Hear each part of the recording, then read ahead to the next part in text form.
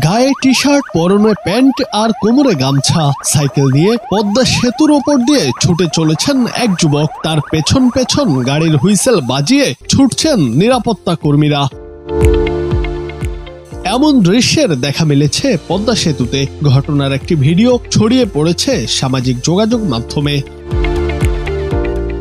মূলত নিরাপত্তা কর্মীদের চোখ ফাঁকি দিয়ে সাইকেল নিয়ে বিশাল পদ্মা সেতুতে উঠে পড়েছেন ওই যুবক। ঘটনাটি চোখে পড়তেই নিরাপত্তা কর্মীরাও তার পিছু নেয়। ছুটতে ছুটতে এক পর্যায়ে সামনে ও পেছন থেকে ওই যুবককে ধরে ফেলেন তারা। এ সময় উত্তপ্ত বাক্যে কথা বলতে শোনা যায় নিরাপত্তা কর্মীদের। তোর নাম কি? আমার নাম আবুল কালাম। আবুল কালাম? আমার বাবার নাম হচ্ছে বাড়ি কই? বাতারপুর সদস্যের গানে কোনায়। হ্যাঁ, সদস্যের গানে ছেড়ে। ওই যুবককে আটকের পর তার নাম ঠিকানা জানতে চান সিকিউরিটি গার্ডরা। পরে ওই যুবক জানান তার নাম আবুল কালাম, গ্রামের বাড়ি মাদারীপুর। যখন তাকে জিজ্ঞাসাবাদ করা হচ্ছিল তখন তিনি নিশ্চিন্তে বসে বসে দাড়ি কামাচ্ছিলেন। আমি আসছি আল্লাহর কামে, মালিকের দয়ায়। মালিকের দিয়ে তুই সাইকেল নিয়ে এটার উপর বসিস কেন?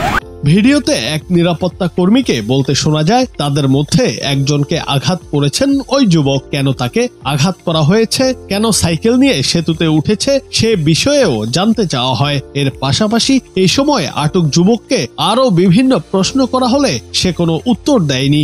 সিকিউরিটির মারছিস কেন? এবারের মারছিস কেন? মাইরাতে আসিস কেন? তবে ভিডিওটি যারা দেখেছেন তাদের মাঝে অনেকেই বলেছেন ওই যুবক হয়তো মানসিকভাবে সুস্থ নয়, সেজন্যই এমন কাণ্ড ঘটিয়েছে। জুনায়েদ আহমেদ, বাংলা টিভি।